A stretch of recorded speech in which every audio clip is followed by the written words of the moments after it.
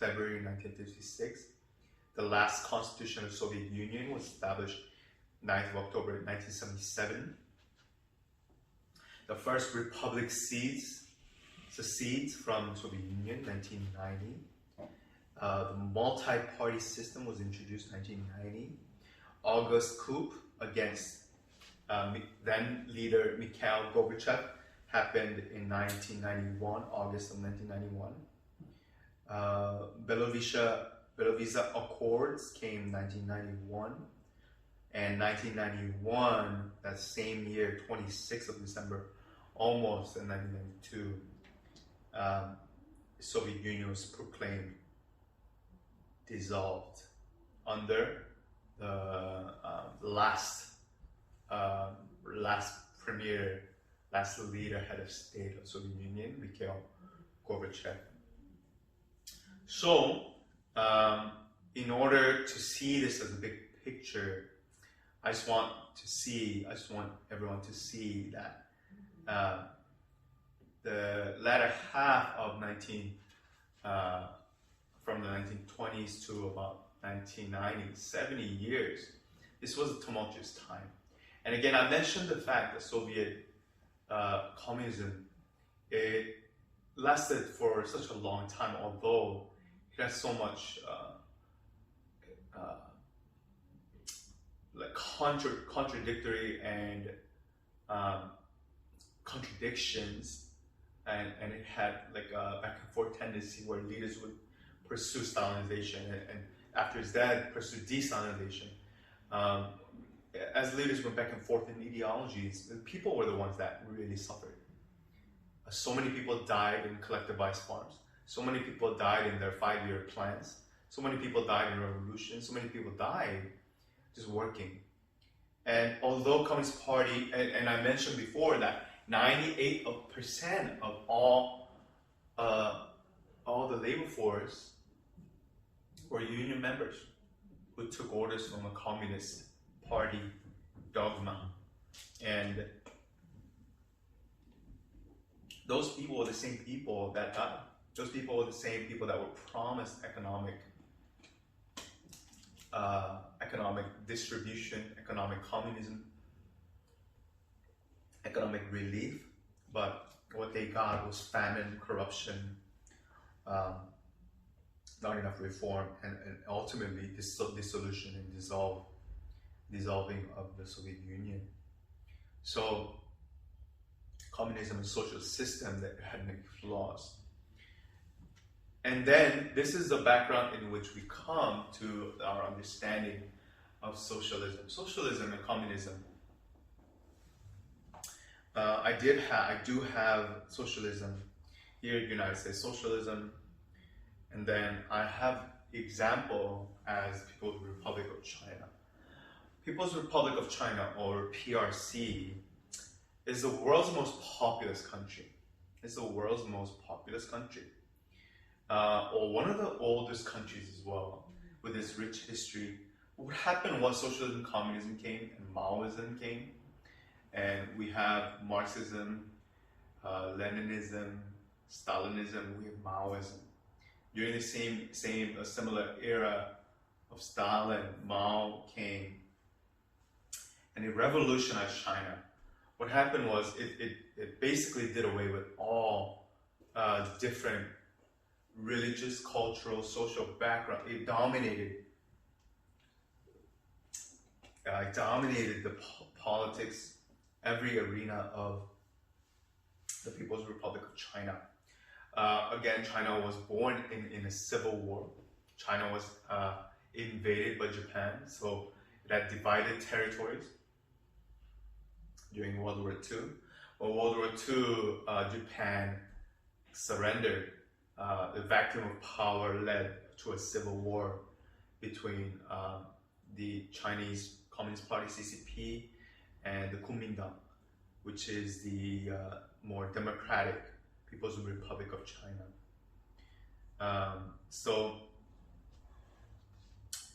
Again, China is the most populous country in the world.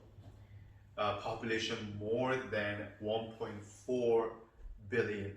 China borders 14 countries, more than any other country in the world. Country is divided into 23 provinces. World's third, fourth largest country. It borders Russia and many other countries around the border. China has 5 autonomous regions, 4 directly controlled municipalities, Beijing, Tianjin, Shanghai, and Chongqing. Special administrative regions include Hong Kong and Macau. The Chinese monarchy collapsed in 1912 with the 1911 revolution. Republic of China replaced the dynasty. China was invaded by Empire Japan during World War II. The Chinese Civil War resulted in division of territory in 1949, right after the war. Chinese Communist Party, led by Mao Zedong, he established People's Republic of China in mainland, and Kuomintang, led by ROC, who was headed by Chiang Kai-shek. Eventually, they retreated to the island of Taiwan. So when you hear of Taiwan and China conflicts, not Hong Kong, not Macau, China and Taiwan, they have different flags. And each of these nations, Taiwan and China, even to this day, PRC, Republic of China, proclaim to be the sole and legitimate government of China, resulting in an ongoing dispute even today, even after UN recognized Mao's People's Republic of China to represent all UN conferences. So China, one-party socialist republic. This country is permanent member of the UN Security Council. It has very interesting facts. Among them is lowest civil liberties, lowest government transparency, meaning it has the worst transparency. Freedom of the press, barely any freedom of the press, barely any freedom of religion, and ethnic minorities. Very persecuted, very closed off, very centralized, almost totalitarian state. Human rights abuses continue to be rumored in China, including political repression, mass censorship, mass surveillance of the citizens, violent suppression of their protests, as you saw in the news with Hong Kong. Economically, it reformed in 1978.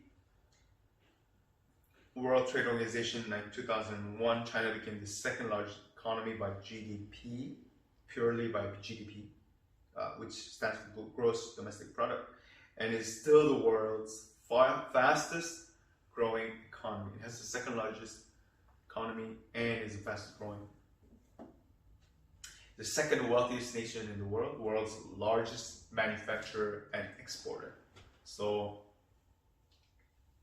China is always almost considered as the factory nation in the world. China also has the world's largest standing army, the People's Liberation PLA, and second largest defense budget. And China is considered by most of the world's experts as a potential superpower, de facto superpower. Population of China. Population of China is religiously divided in this way. I put a religious division here. We're going to come to the religion, but population of China is 1.4 billion. So 1,444,390,177 people, citizens. It's the world's most populous country, 1.4, almost 5 billion. according to current projections, experts estimate that China's population will finally peak in 2030. It's going to peak. This means China is already showing signs of shrinking labor force and over 65 plus age population of 240 million people. This is concerning. This is striking because only Japan has aged faster than China. Japan is known for an aging, dramatically aging population. Birth rate and population is so crucial, not to a burgeoning population, not only to a burgeoning population, but also socio-economic growth. Often birth rate and population and a burgeoning population corresponds to an active economic growth, so socio-economic growth. It's not always the case, but with China, it certainly has been. As people, as population have grown, this has correlated with a socio-economic growth. As people grow, as people age, they have more money to spend, they earn more, and then they become contributing members of society. The more socio-economic growth there are. Everyone thought in the 80s and 90s that Japan would outpace the United States in economy, that Japan will catch up almost to, Japan was like the second biggest economy at one point, second wealthiest nation. But Japan's rapidly aging population became a stumbling block, and significant stagnation of economic growth soon after followed. And it's called a Japanese bubble economy. The bubble grew and grew and grew, and everyone thought that bubble would keep growing. It didn't show signs of popping. And ultimately, when it did pop, the bubble came crumbling down. Right now, Japan is known to have one of the highest national debts, and it's still accumulating, and it's very unstable economy. It's showing signs of very stagnant economic growth. While Japan's population issue is somewhat naturally caused, just the aging. First fact is that in 2021, no one is talking about Japan taking over the US because economists, experts believe, I'm not an expert of economy, but economic experts believe that population and birth rate, those correspond to a relationship with economy. Basic tendencies are, if you have a healthy birth rate, you do have a healthy socio-economic growth and healthy economy. So first, no one's talking about Japan taking over the US. While Japan's population is somewhat naturally caused by naturally aging Japanese population.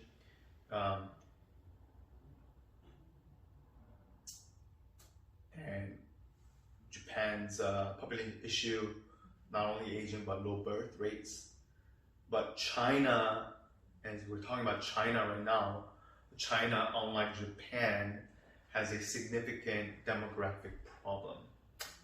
I'm going to talk more about this in the government section, but China has a very skewed male to female ratio, with every 120 of the population being boys, and 100 girls. So there's more boys than girls. There's 20% more boys than girls. So if you have 100% girl, 100% boy, the gender gap, it has 20% more boys, male population. So this means estimated that the percentage of men in their late 30s who have never married will quintuple by 2030. Demographic experts believe that this will have a detrimental effect on population for China. China and India estimated to have 1.46 billion residents by 2030, but India is projected to overtake China until 2060. So in 30-year increments, in 2030, China's gonna plateau, hit the peak population. But I don't know, from 2030 to 2060, China is projected to be overtaken by India as the most populous nation in the world. China's population is expected to decline. It's already aging faster than Japan. China's population is expected to decline after 2030. This detrimental decline will be tackled in the government section, and we're going to come back to that. Life expectancy and infant mortality of China. The life expectancy of the average life expectancy as of 2017 in China is 76 years of age. Infant mortality is around 7 per 1,000, so 0.7 in 100 Chinese citizens. So malnutrition was a huge issue with Chinese policies, detrimental policies. It decreased from 33.1% in 1990 to about 9.9% in 2010. What is interesting, China being one of the biggest countries, the populous country in the world, 2009, China began basic health insurance coverage, which covered 95% of its citizens. Imagine that, almost over 1 billion people have access to national basic health insurance coverage. So, I mean, that's a huge feat. Most populous nation, 98% of its citizens with insurance coverage. That's the life expectancy and infant mortality. Religion in China, again, with many socialist countries, communist countries, basically the state enforces a statewide atheism.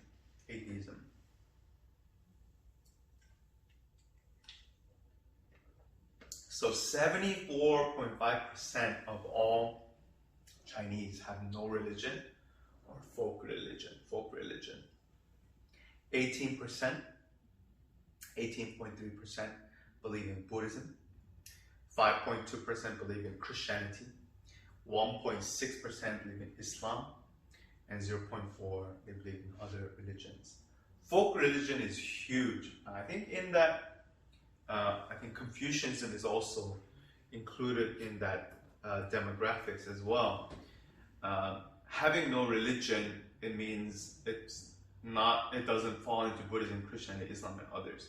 Other animistic religions, folk religions, ancestor worship, or household gods, or ancestor relative worship.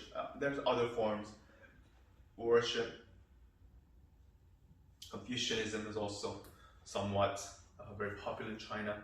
So all this consists of a 74.5%. And Buddhism also is a very big, almost a fifth of the nation believe in Buddhism. Christianity is very big. Islam and other nation religions dominate China. But China is state controlled. They have a church, they have a mosque, they have all these other Buddhist temples. They are state controlled by the state. So if anything is spoken against by the state, there's persecution. If anything, religion should be free. There is no separation of church and state. But here is, after religion, a very uniting factor in the country, we have a government. As mentioned, China is a one-party state led by the communist Chinese Communist Party, one-party state. China altered the country's constitution in 2018 to remove the two-term limit of the presidency. So this permitted the incumbent president, CCP General, Chinese Communist Party General Secretary Xi Jinping, to remain president for China for an unlimited period of time. So this de facto dictatorship, this basically means modern day, it's a de facto modern day dictatorship. China just fixed its constitution by saying the president will have unlimited term appointments. He can, as long as he is elected, he keeps on being elected, he will serve as a lifetime president. This modern day dictatorship that's happening right now. China has a president. In Chinese government system, there is a president. He's the titular head of state. He's elected by the National People's Congress, NPC. The incumbent president right now, the current president is President Xi Jinping. He is the General Secretary of the Chinese Communist Party and also chairman of the Central Military Commission. So he commands the military. He's General Secretary of the Communist Party. He's the top guy. And he's also the president. He's the head of state. Secondly, the Premier of China, is the head of the government. This Premier presides over the State Council. And the Premier has 4 vice premiers. He has heads of ministries, heads of commissions. The current premier is Li Keqiang. The Congress chairman, Li Shanxu, is the Congress chairman right now. China is divided into 22 provinces, as I said. 22 provinces. They have 5 in China's districts. It has 5 autonomous provinces, 4 municipalities, and all of this is referred to as mainland China. Special administrative zones include Hong Kong and Macau. China considers Taiwan its 23rd province. Taiwan is governed by ROC, Kuomintang, and CCP and ROC. They both claim sovereignty over all China.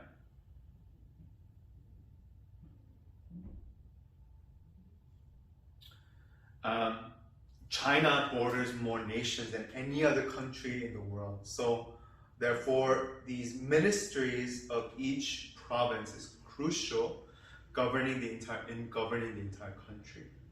So because China borders so many nations, you hear of so many border disputes and skirmishes along the Chinese-Indian border, South China Sea. You hear a lot of border disputes. China thus has a lot of territorial disputes. Taiwan, India, recent skirmishes have broken out over territorial disputes. It has Bhutan, conflict with Bhutan, South China Sea, especially Senkaku Islands and Scarborough Shoal, is to name a few of the territorial issues that are happening.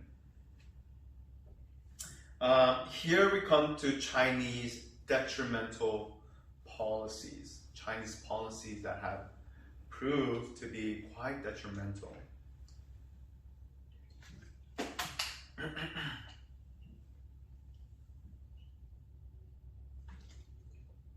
So we covered the fact that Chinese population is expected to decrease.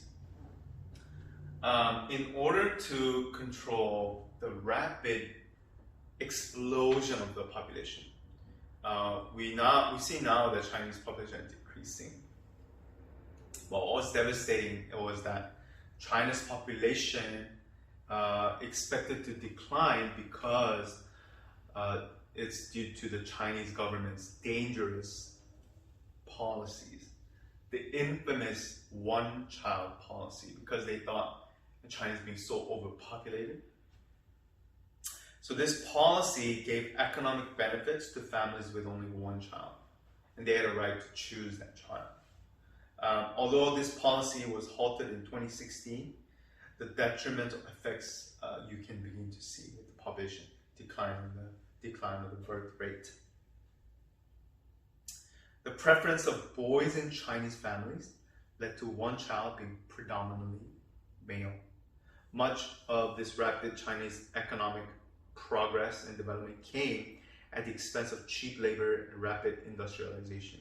So it's not certain China will maintain its growth in the future, but all these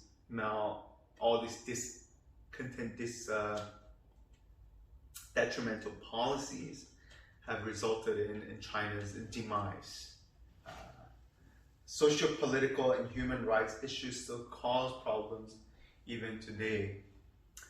China is known to have a huge espionage network in its party. Its cameras, facial recognition software, surveillance as a means of control. I mean, the United States does surveil its citizens too, but China is pointed out as a human rights, having a lot of human rights issues, civil rights and human rights issues. Has restricted political freedom, has a one-party state. China has restricted freedom of speech. Press is censored very strongly. Civil rights issues, human rights violations, detention without trial, forced abortions, restrictions of fundamental rights, excessive use of the death penalty. And one of the prime examples of this is Xinjiang province, with its religious minorities in Xinjiang, and also Chinese persecution of religious-related activities coupled with human rights, civil rights violations, detention without trial, forced abortions, forced confessions, forced torture, restriction of fundamental rights, excessive use of death penalty has been all accounted in Xinjiang. You know how Xinjiang never makes the news? You know how you've never heard of Xinjiang? That's how, I think, powerful China's censorship is. You don't even hear what's going on. There's no survivors, there's no one who tells the story. There was a famous, quite infamous clip actually. They show a clip of what's happening in Xinjiang from like almost a very shaky footage, and the ambassador of China is called on to interview. I think it was one of 60 Minutes or maybe like CNN or something. And they ask questions of what's happening in Xinjiang, what's going on. And the one party censorship is Communist Party. It has the same approach.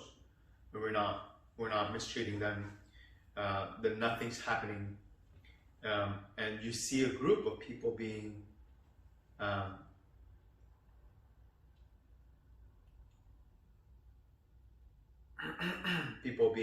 persecuted. People lining up to almost concentration camp style. What's happening there right now? Officially, Xinjiang Uyghur is an autonomous region. The People's Republic of China is located in the northwest of the country. It's close to Central Asia. It's the largest province level division of China, eighth largest country subdivision in the world. Xinjiang spans over 1.6 square kilometers and 620,000 square miles. And it has about 25 million inhabitants. Xinjiang borders the countries of Mongolia, Russia, Kazakhstan, Kyrgyzstan, Tajikistan, Afghanistan, Pakistan, and India. So this Xinjiang is a very important region. It's the most well-known route to the historic Silk Road, largest autonomous region of China. Xinjiang is home to a number of ethnic groups, including Turkic, Uyghur, Kazakhs, and Kyrgyz, Han, Tibetans, Hui, Tajiks, Mongols, Russian, and Jin. There are many ethnicities in this region.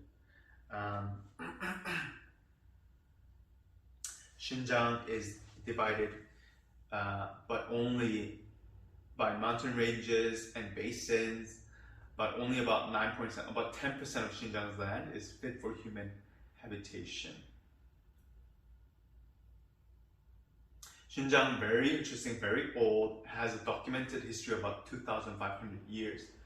A succession of people and empires have viewed control over this part because it's very important for Silk Road.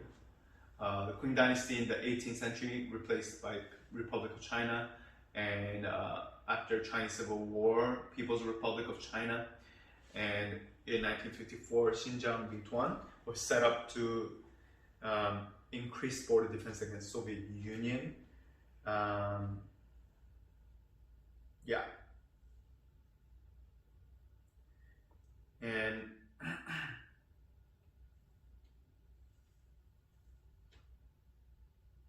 the Xinjiang governments have human rights issues that keep coming up. About 120,000 members of Kashgar's Muslim Uyghur minority have been detained in Xinjiang re-education camps. It aimed at its charges of human rights abuses include in the Xinjiang re-education camps, they want to indoctrinate the political thinking of detainees and identities and the religious, strip them of their religious beliefs. Reports from the World Uyghur Congress submitted to the United Nations in 2018 suggest that over 1 million Uyghurs are being detained, being held in re-education camps without trial. The camps were established under CCP General Secretary Xi Jinping's administration. So Xi Jinping is responsible. This Uyghur Congress dictated that this was done under the General Secretary Xi Jinping's directive. October 2018, this is what the interview expose I'm talking about. The BBC News claimed to have a satellite image collected over time. Hundreds of thousands of Uyghurs were shown to be interned in the camps. They're rapidly being expanded. They're not shrinking. They're expanded. The Art newspaper reported that hundreds of writers, artists, academics have been imprisoned. That the magazine qualified in this newspaper as an attempt to punish any form of religious, cultural expression among Uyghurs.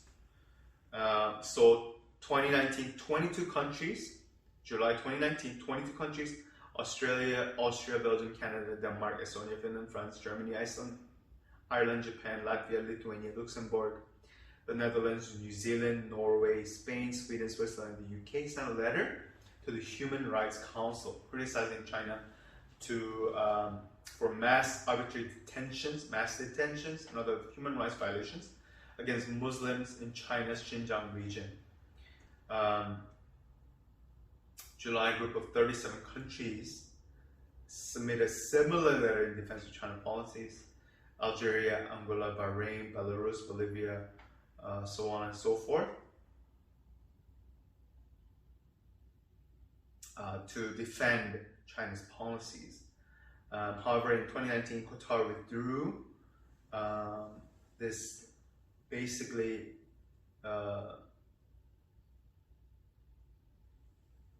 kind of seemed to quiet down what was happening, but 2020 coalition of 180 organizations called out dozens of clothing brands that came out from Xinjiang region. There's boycotts happening, there's press wars going on in each of these areas. In February, and this culminated to February 2021, the Dutch government passed a non-binding treaty that says the treatment of the Uyghur Muslim minority in China it amounts to almost genocide. So this is happening not in the past, it's happening right now. This Xinjiang, what's happening in Xinjiang, Uyghur minorities, Chinese persecution and related activities are happening right now. But even before Chinese Muslims were persecuted, Chinese Christians were pretty much squashed under Chinese communist policies. With 2.3 million active troops, China has the largest standing army. Since 2010, China has had the world's second largest economy. China's leaders, this is the timeline of Chinese leaders from starting from Mao Zedong, the communist ruler. Mao Zedong, Li Shihui, Dong Biwu, Song Qinling, Li Shenyan, Shan Kun, Zemin, Jintao, Hu Jintao, and Xi Jinping. In the events of 20th century, Republic is established in 1st of January 1912, and the proclamation of People's PRC, People's Republic of China, is 1st of October 1949. The first constitution, it was written down 20th September 1954. The current constitution was established in 1982. The most recent polity admitted is 1999. China has interesting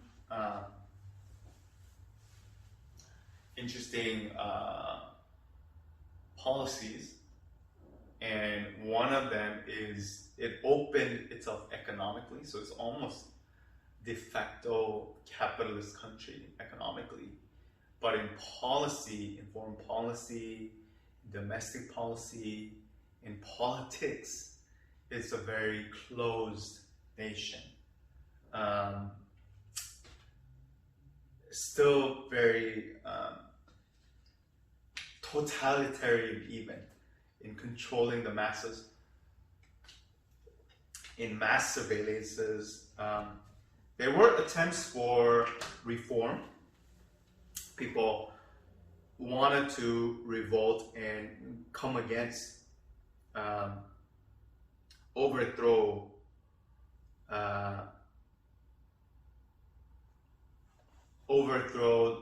or at least challenge the communist control. And this is called 1989. I don't have it on the screen, but 1989 Tiananmen Square protests. This is known as the June 4th incident in China. And it was sparked by a student-led demonstration held in Tiananmen Square. This was in Beijing right before the fall of Communist Soviet Union. This is sometimes known as the Tiananmen Square Massacre. Troops armed with assault rifles, accompanied by tanks, it fired at the demonstrators and those trying to block the military advance to Tiananmen Square. The protests started April 15th and were forcibly suppressed on June 4th when the government declared martial law and sent the People's Liberation Army to occupy parts of central Beijing. Estimates of the death toll vary from several hundred to several thousand, with thousands more wounded. This popular national movement inspired Beijing protests is sometimes called the 89 Democracy Movement.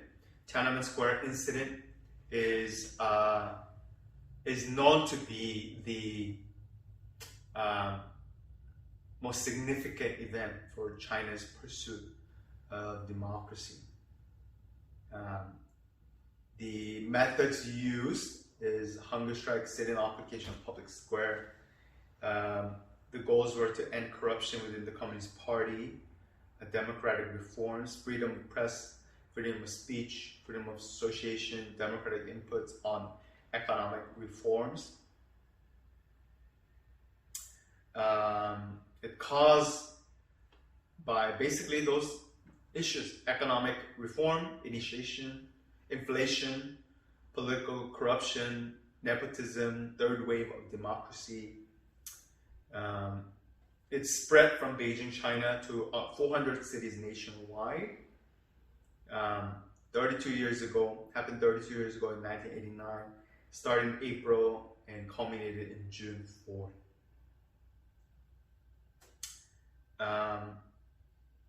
Again, the brief events, they started, Tiananmen Square revolt started with enforcement of martial law declared by Premier Li Peng. In certain areas of Beijing, executed by forces from 89 to June 3rd to about January 1990, so 7 months. Civilians, including bystander protesters, mainly workers, rioters barricading the PLA, were shot by PLA multiple times in Beijing. Hundreds to thousands were killed, thousands wounded inside and outside Tiananmen Square. Several soldiers were killed, thousands wounded by rioters. June 3rd to June 4th, after civilians were killed in June 3rd. More protests across China in reaction to the crackdown. Protest leaders and pro-democracy activists later exiled or imprisoned. Rioters were charged with violent crimes, were executed in the following months. There were a lot of purges happening as well. Jiang Zemin, previously party secretary, was promoted general secretary and permanent leader by Deng Xiaoping.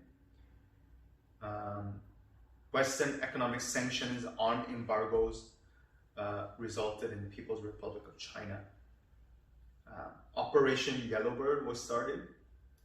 Is an operation where Chinese dissidents who participate in Tiananmen Square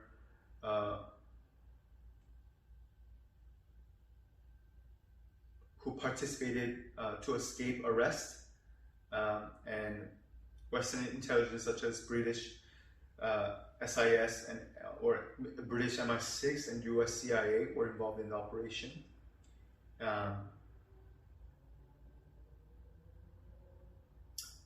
This operation occurred during this time. Markets reform were delayed, media control tightened over this, freedom of speech were further restricted, and political reforms basically stopped. And if you see images in China about a student try to stop a tank tries to go around and the student keeps on moving to stop the tank. That's the most infamous image in the 1989 beginning of the new decade. Those were haunting images shown by media all across the world.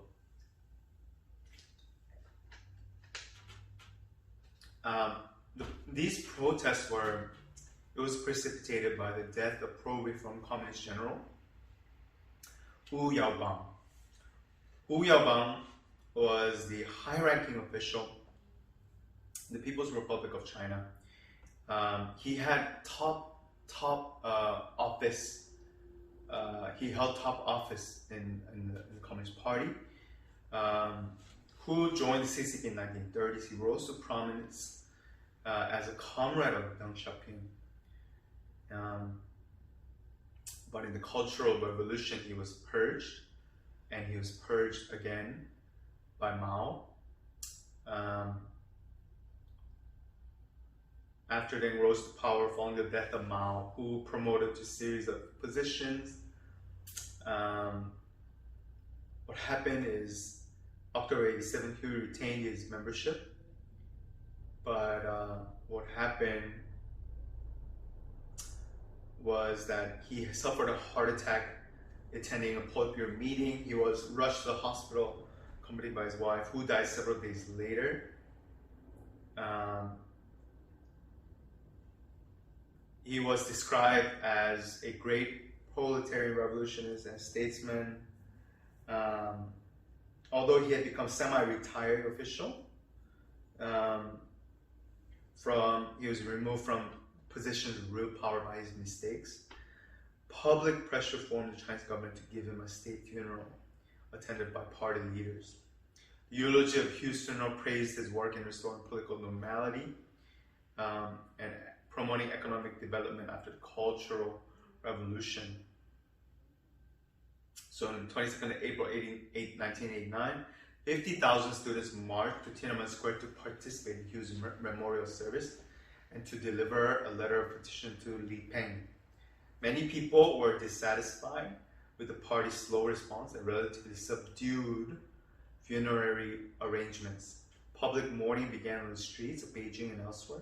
In Beijing, it was centered on the monument of people's heroes in Tiananmen Square. The mourning became a public conduit for anger against perceived nepotism in the government. The unfair dismissal, early death of Hu, and the behind-the-scenes role of an old man, officially retired leaders who nevertheless maintained quasi-legal power, such as Deng Xiaoping. The protests eventually escalated into Tiananmen Square protests of 1989, whose promotion of the ideas of freedom of speech and freedom of press greatly influenced students participating in the protests. So his death sparked something that happened in China at this time in Tiananmen Square. These protests were precipitated by the death and amidst the backdrop of rapid economic development, social change in post-Mao China. It reflected anxieties among the people and political elite about the country's failure. The reforms of 1980s that led to a very downward market economy spiral that benefited a lot of certain people, but it seriously disadvantaged other people. And this one-party political system also faced a challenge in its legitimacy.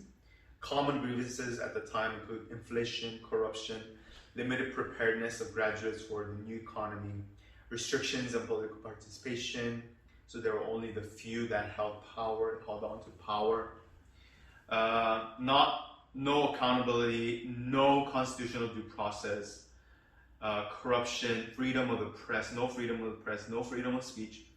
At the height of the protests, about 1 million people assembled in the square. As the protests developed, authorities responded with both conciliatory hardline tactics, exposing deep divisions. Student-led hunger strike galvanized support around the country for more demonstrators. This protest spread to about 400 cities. Among the CCP top leadership, Premier Li Peng and party elders, Li Xianyan, Wang Xin, called for decisive action through violent suppression of the supporters. They ultimately managed to bring over paramount leader Deng Xiaoping, President Yang Shangkun, to their side. And May 20th, the State Council declared martial law, mobilized as many as 300,000 troops in Beijing. The troops advanced into central parts of Beijing and on the city's major thoroughfares in the early morning hours of June 4th, killing demonstrators, bystanders in the process. The military operations were under overall command of General Yang Baibing, the half-brother of President Yang Shangkun. The international community, human rights organization, political analysts condemned Chinese government actions for the massacre that happened. Western countries imposed arms embargoes on China. Chinese government made widespread arrests of protesters and their supporters. It suppressed other protests around China in the 400 cities, expelled foreign journalists, strictly controlled the outpouring of the media, strictly controlled domestic press, strengthened police internal security force, demoted purge officials, being sympathetic. Even if you had sympathetic views of Tiananmen Square, they would depose them, get rid of them. More broadly, suppression ended political reforms, which is very sad. It only partially returned after Deng Xiaoping's southern tour, and more likely it had a widely negative censorship. It increased more censorship.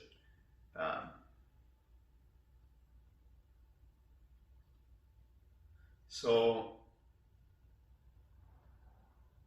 what was interesting was that Mikhail Gorbachev actually visited during this time. Very interesting. It gathered momentum and it led to military action, which would happen during June, early days of June.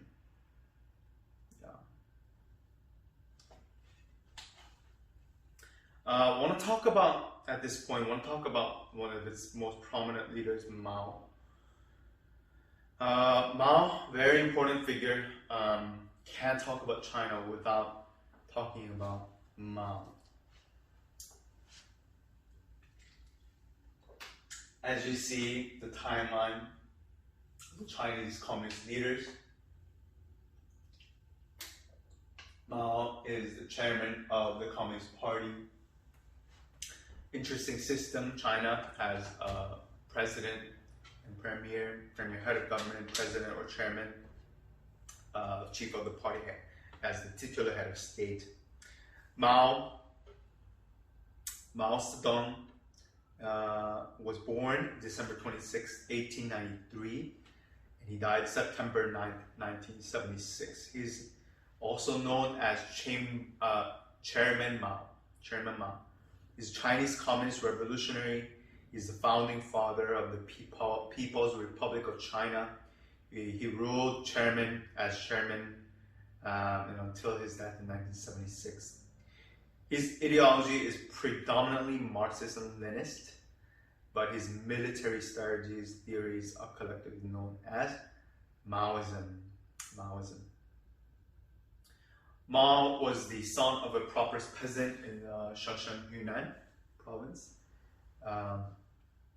He was a China's nationalist, anti-imperialist outlook in his life. He was very deeply influenced by the Xinjiang Revolution of 1911.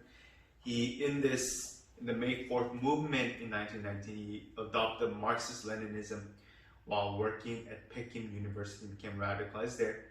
He became a founding member of the Chinese Communist Party.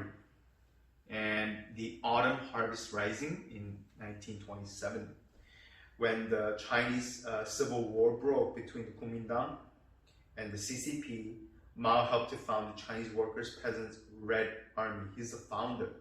He led the Jiangxi Soviet's radical land policies and ultimately became the head of CCP during the Long March. Although CCP temporarily allied with the KMT, Kuomintang, against United Front against the Japanese War, China's civil war resumed after Japan's surrender in 1949. Mao's forces eventually defeated the nationalist government, which withdrew to Taiwan. 1st of October 1949, Mao proclaimed the foundation of the PRC, a Marxist-Leninist single-party state controlled by CCP. So all these communist ideals came from Soviet-era understanding of Marx and Lenin.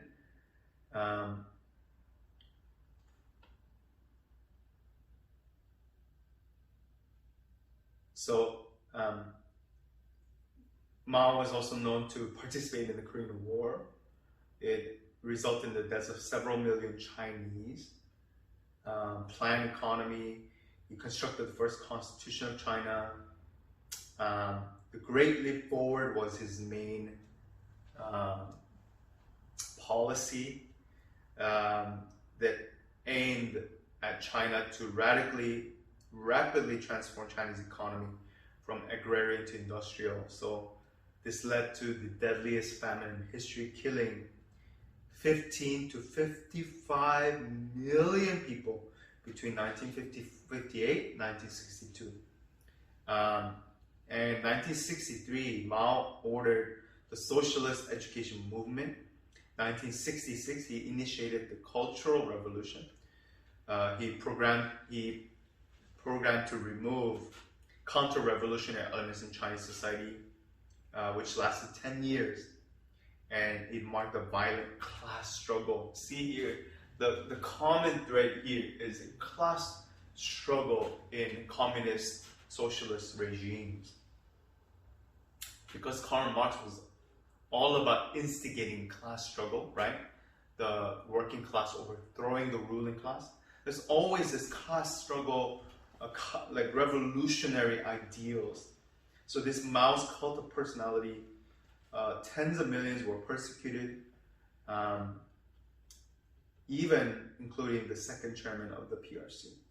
So Mao suffered a series of heart attacks and died at the age of 82. China's population grew.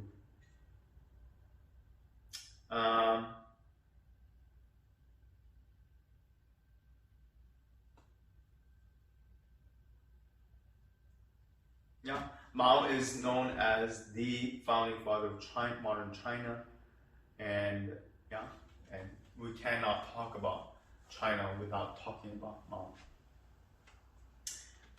Mao's idea, this Maoism, because he proclaimed the establishment of the People's Republic of China, the Chinese people still consider him as the father of the nation.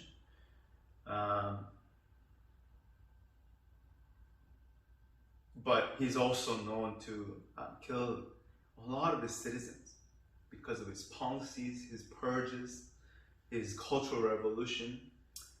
Mao launched this Great Leap Forward, the second 5-year plan, just like Stalin. A plan to intend to turn China from a farming nation to an industrialized nation. As an alternative model for economic growth, the Soviet model focusing on heavy industry that was advocated by others in the party. So under this economic program, the relative small agricultural collectives that have been formed to date will rapidly merge to far larger people's communes. And many of the peasants were ordered to work on massive infrastructure projects and on the production of iron and steel. Some private food production was banned. Livestock and farm implements were brought under collective ownership. During the Great Leap Forward, Mao and the other party leaders ordered implementation of a variety of unproven, unscientific new agricultural techniques by the communes.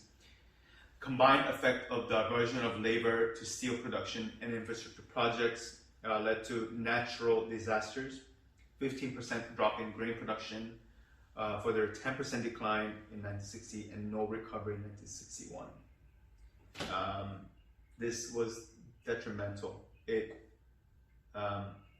Hong Kong-based historian Frank Carter, he mentioned this, the idea that the state mistakenly took too much grain from the countryside because it assumed that the harvest was much larger, then it was largely a myth, at most partially true for the autumn of 1958 only.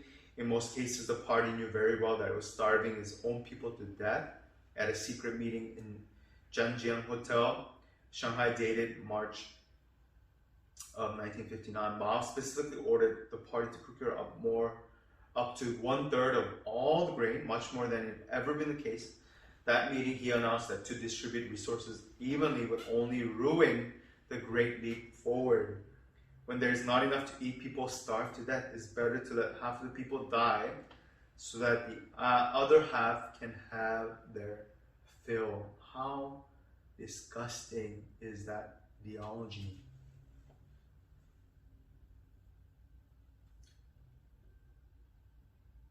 In late autumn, Mao Zedong strongly condemned widespread practices of the Great Leap Forward, such as subjecting peasants to exhausting labor without adequate food and rest.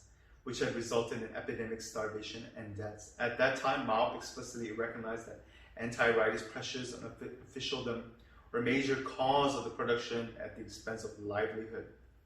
While he was not willing to acknowledge that only abandonment of the Great Leap Forward could solve these problems, he did strongly demand that they be addressed.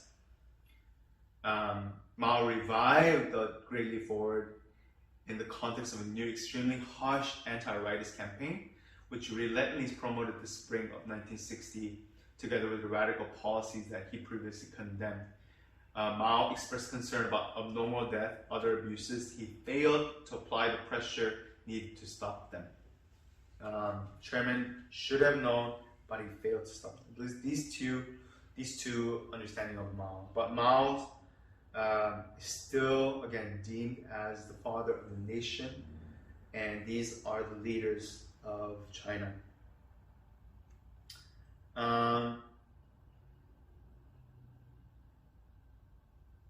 Again, these events in Chinese history led to the formation of what we know as modern China. It has the greatest economy, second largest economy, second wealthiest nation since 2010. And similar to China, I want to talk a little bit more of a totalitarian state. Totalitarianism, I have their origins of totalitarianism. I have Hitler there because Hitler in Nazi Germany was a totalitarian state. It turned out to be totalitarian. But I have Nazi Germany as the fascist state. Right now, I'm going to talk about the country of North Korea. There's a famous meme. If you want big governments, go to North Korea. That's one of the meme. So in North Korea, I use this as an example. I wanted to address this nation as an example of totalitarianism. North Korea is also known as the Democratic People's Republic of North Korea, DPRK. Very similar to China, it claims to be the legitimate sole government of the entire Korean peninsula, and also including its adjacent islands. Pyongyang is the country's capital. It's the most secretive, most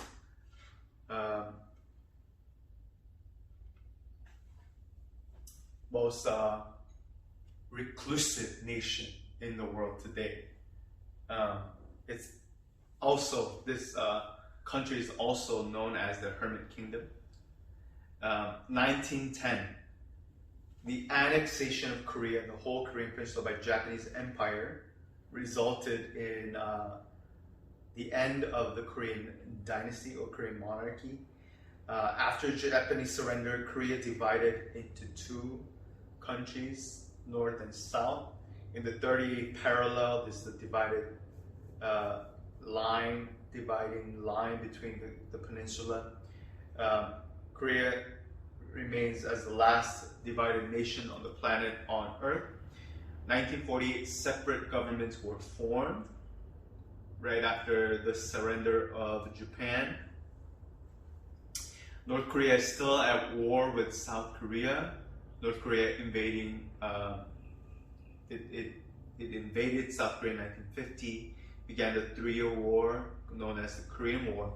The Korean Armistice brought about a ceasefire and established the DMZ, demilitarized zone, but no formal peace treaty was signed, which means they're still at war since 1950. This is on a side note, on a memoir by Michael Bolton, the former advisor to President Trump. Previously, the United States was about to sign a peace treaty and declare the war Korea to formally end on document at least. That was thwarted by other countries, I think especially Japan.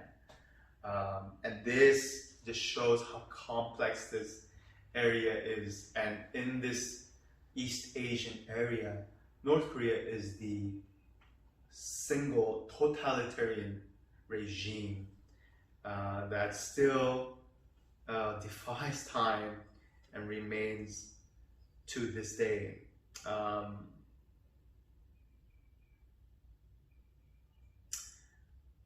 I'm going to briefly talk about the population of North Korea. The population of North Korea in 2019, the population is 25.67 million, with its South Korean counterpart having twice as more population to 51.71 million. The annual population of North Korea determined by, it's always an estimate. The population has been decreasing. North Korea's birth rate has exceeded its death rate. The natural growth is positive for now, but demographics of North Korea shows us that North Korea has 25.57 million population. Population growth rate is about 0.84. Birth rate is 14.35 births in 1,000 population. Death rate is 9.39 deaths. The life expectancy is 71.65 years in 2021 estimate. For males is 67.79 years, and for females is 75.74 years. The fertility rate, children born is 1.91 children in 2021 estimate. The infant mortality rate is 22.42 deaths in 1,000 births.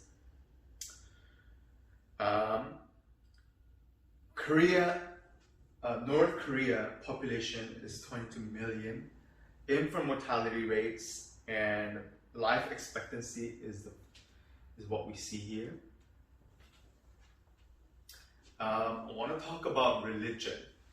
I have the two Kims, the founder Kim Il-sung and his son and successor Kim Jong-il. These two leaders, in the outward, they enforce state-controlled atheism, and yet, just like Stalin attended seminary when he was young, Kim Il-sung, the founder of North Korea, he was also a seminary student. So he adopted a lot of his ideas and even faith to a rapid personality cult, where this state atheism actually turned into a religious persecution of the minority and a religious rule, where he himself became a personality cult. And its country is almost run by this Kim cult, where Kim Il-sung, Kim Jong-il, and currently Kim Jong-un is worshipped almost as a deity. That's what religion is right now. According to North Korean constitution, North Korea is an independent socialist state. It holds elections, but it's described by independent observers as a sham and a trick, because it's a one-party totalitarian state. It's a dictatorship. Elaborate cult of personality. They believe North Korean leaders ride on a white horse, always the savior. They were born in a mountain with divine properties. they're educated in this way. It's this elaborate cult of personality built around the Kim dynasty. Kim Il-sung, Kim Jong-il, Kim Jong-un. These are sons. Kim Il-sung is the founder and Kim Jong-un is the son. Kim Jong-un is the grandson. The Workers' Party of North Korea, led by members of the ruling family, is the dominant party. It leads the Democratic Front. In Article 3 of North Korea's constitution, 주체 is the official ideal. 주체 is the central political ideology of North Korea. This means the production is owned by the state through state-run enterprises and collective farms in this area. North Korea suffered a massive famine. It resulted in the death of approximately 500,000 people.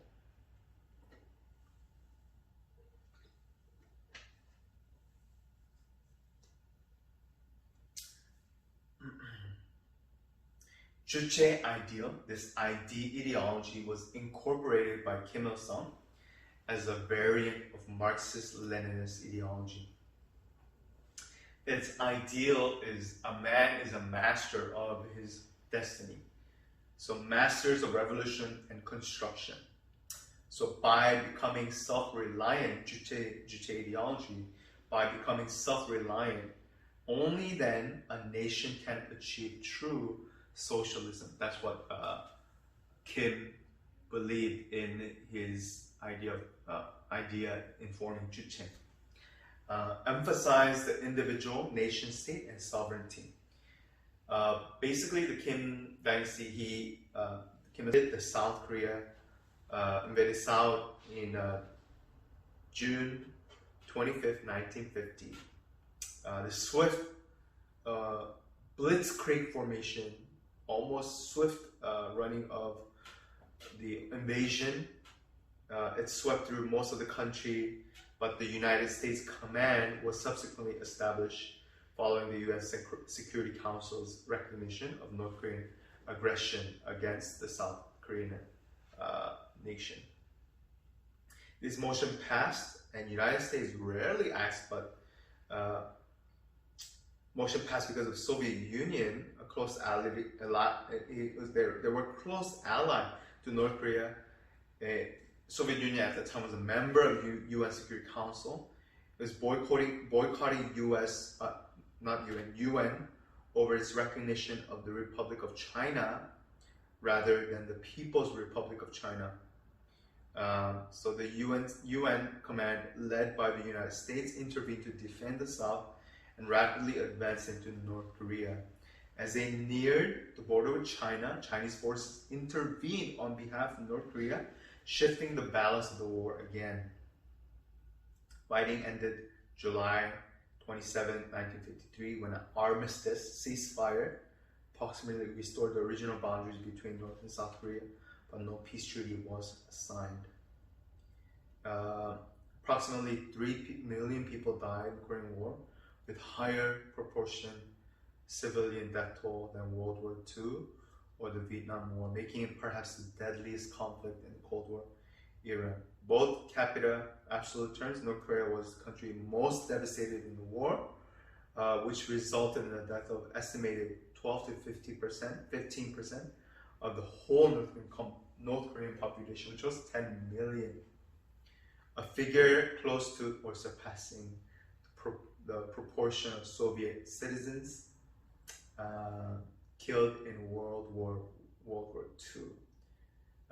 According to Charles K. Armstrong, as a result of the war, almost every substantial building in North Korea was destroyed.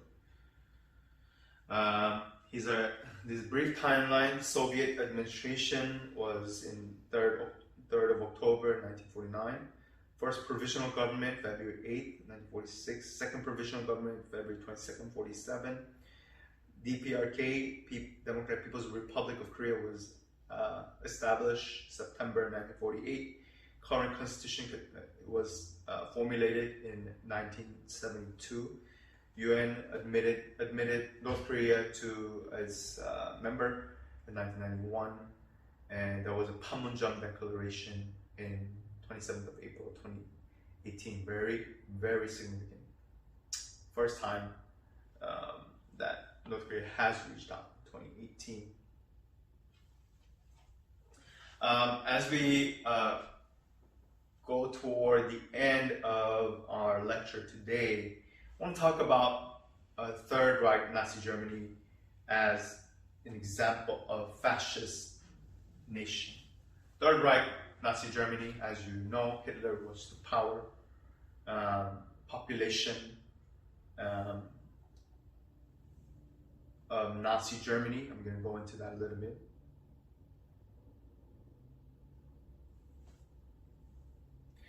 Population at that time, varied over time. In 1939, it was 79 million, and then in 1940, rose to 100 million.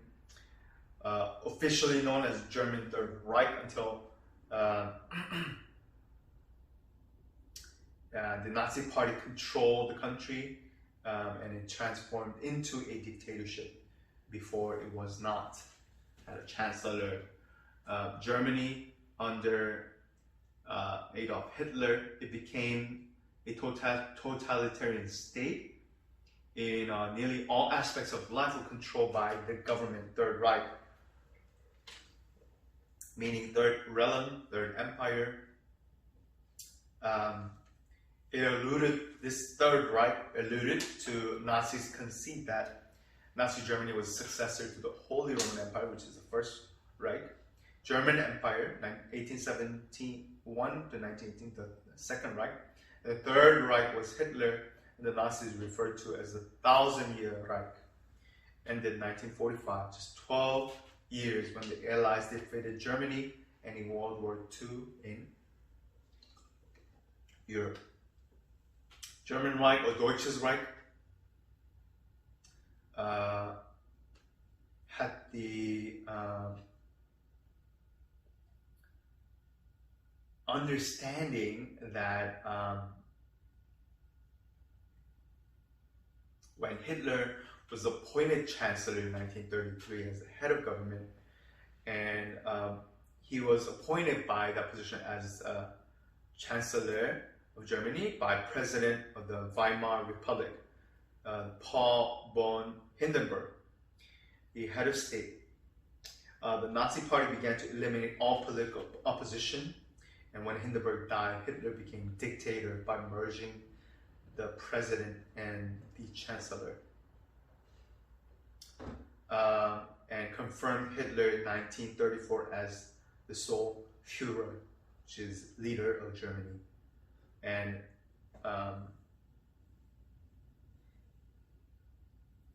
this confirmed Hitler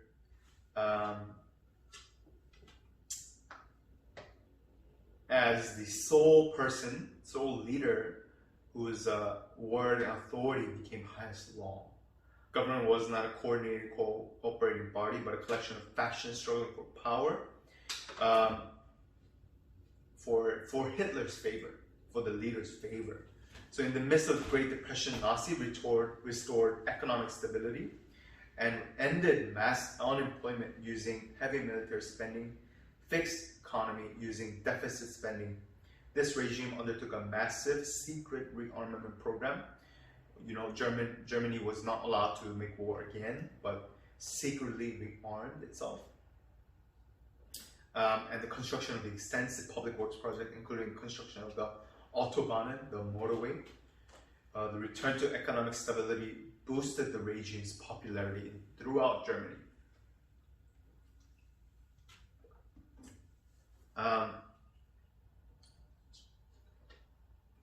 Unfortunately, anti-Semitism, racism, Nazi eugenics, it was central ideological features of the regime.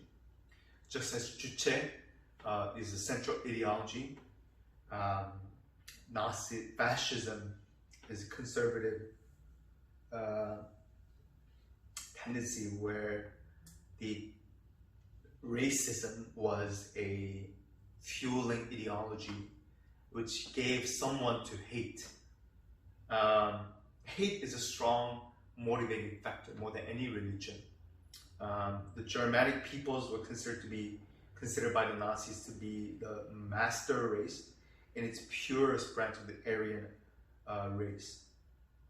This discrimination and the persecution of Jews or Romani people, the anti-Semitism, began in earnest after Nazi seizure of power.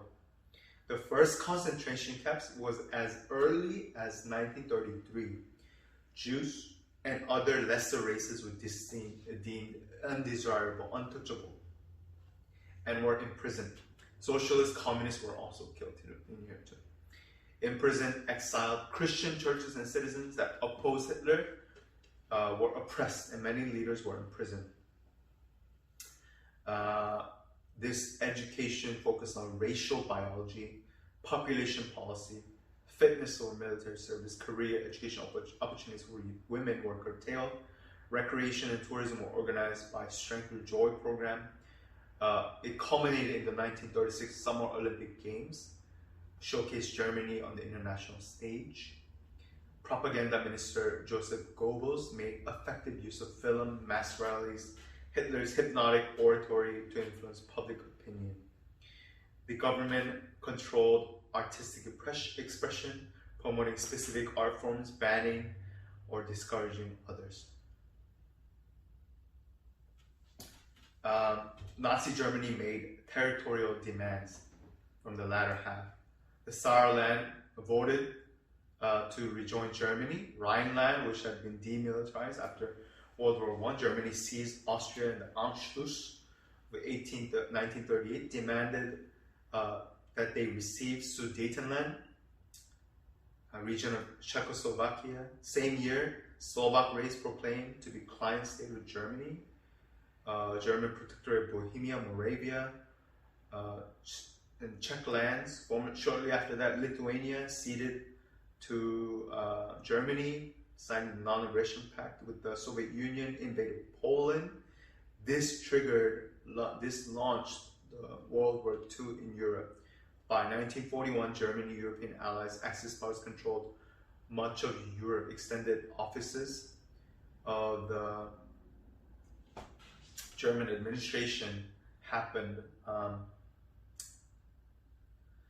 genocide started occurring as early as 1939. German invasion of Soviet Union, 1941.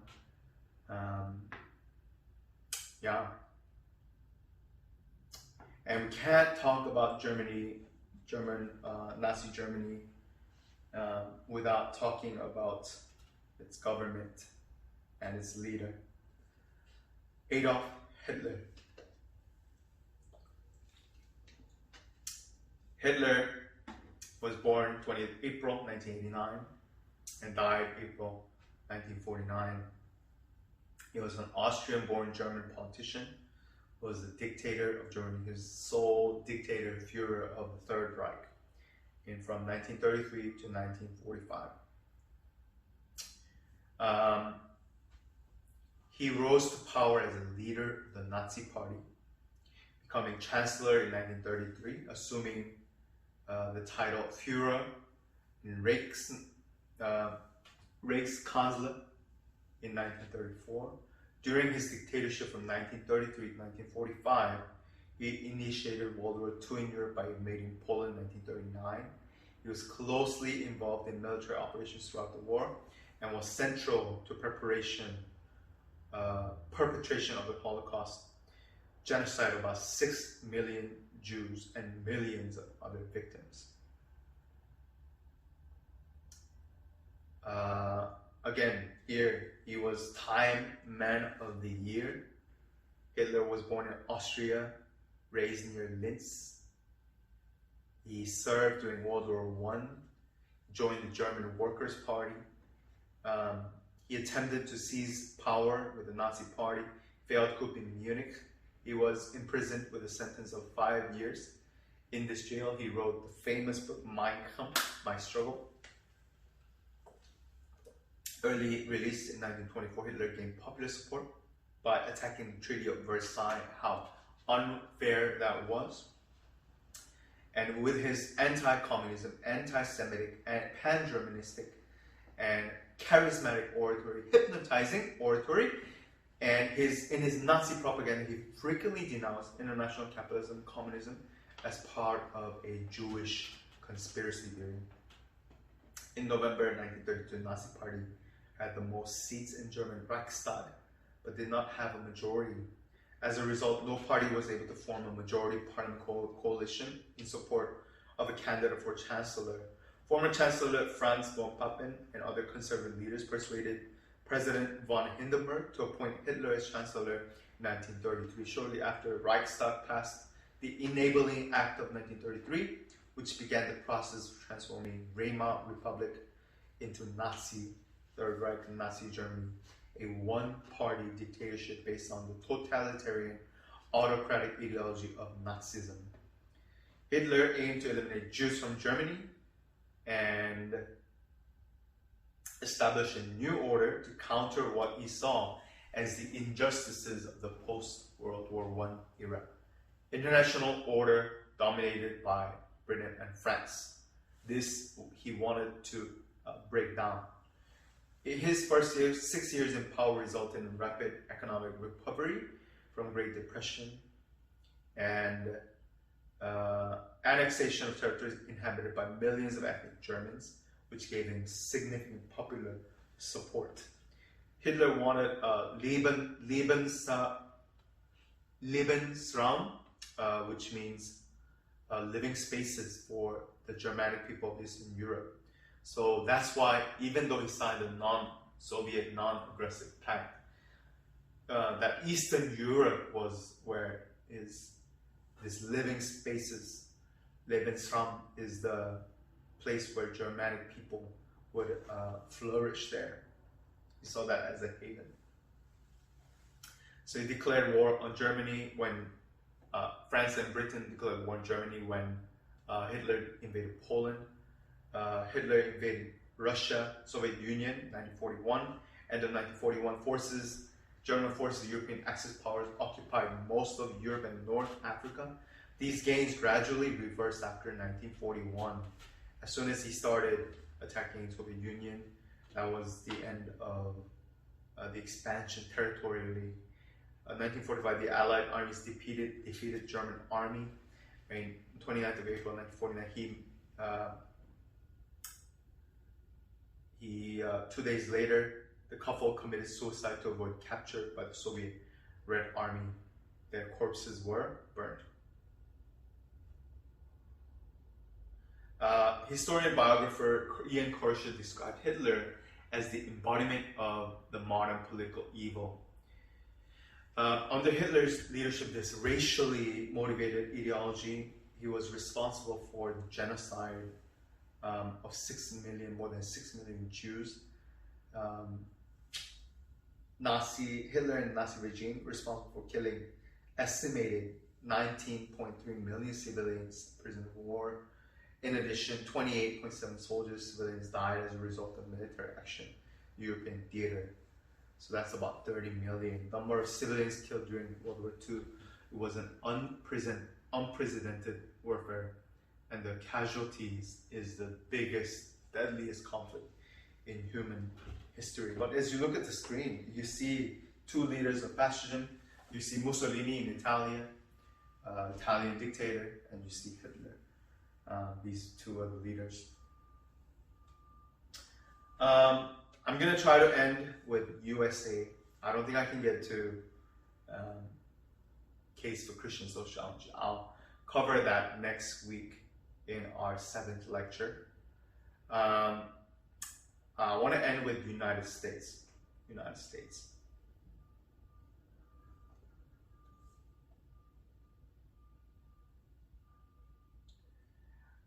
United States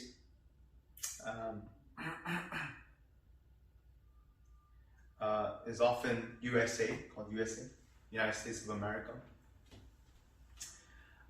It consists of 50 states, Union of 50 states.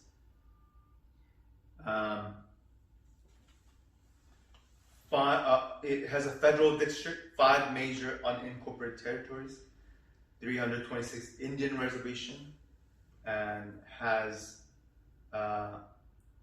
world's third or fourth largest country by total area.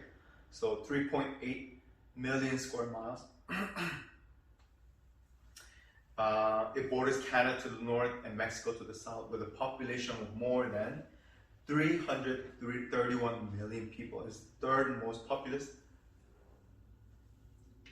country in the world. So after China, India, it's the United States.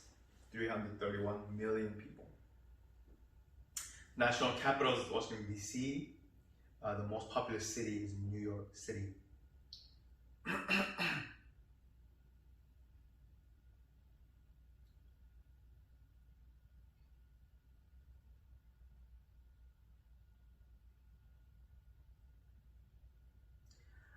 United States, its population, as I said, is 330 million. Life expectancy and mortality significantly increased.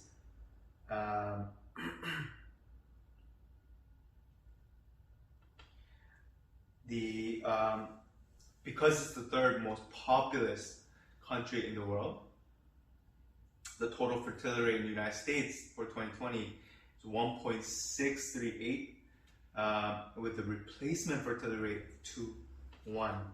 of 2.1%. The life expectancy is 77.8 years in 2020. For males, 75, and then females, 80 years. Fertility rate 1.6, as I said, and the population quadrupled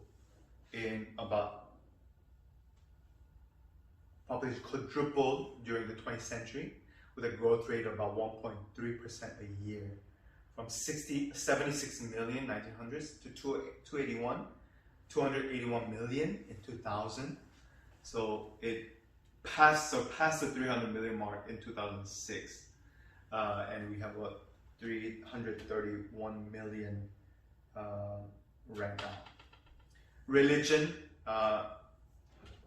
basically Protestant 51% religion, Roman Catholic 23%, other Christians 3.3%, Jewish is 1.7%, Buddhist 0.7%, Muslim 6.6%, Hindu 0.6%, other 1.2%, agnostic, atheist, unknown is 0.8 to 2%, less than 3%.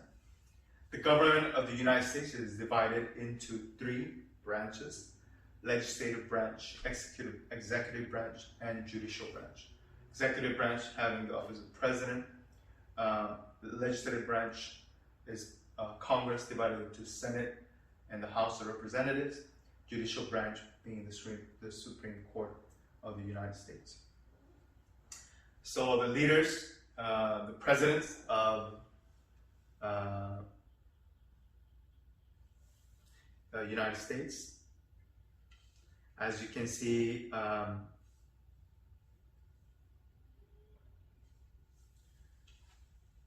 the list of the presidents here go all the way from 1789 to 2000.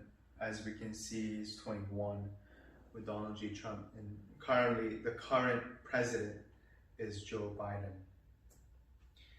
And I want to make the case for Christian sociology. I'm going to do that next week, next section. I want to end the lecture here. Historically, I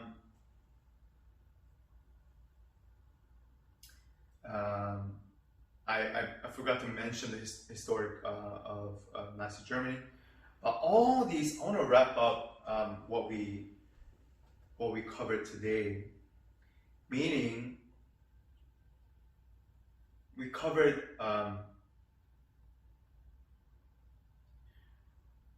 in our lecture, we covered communism,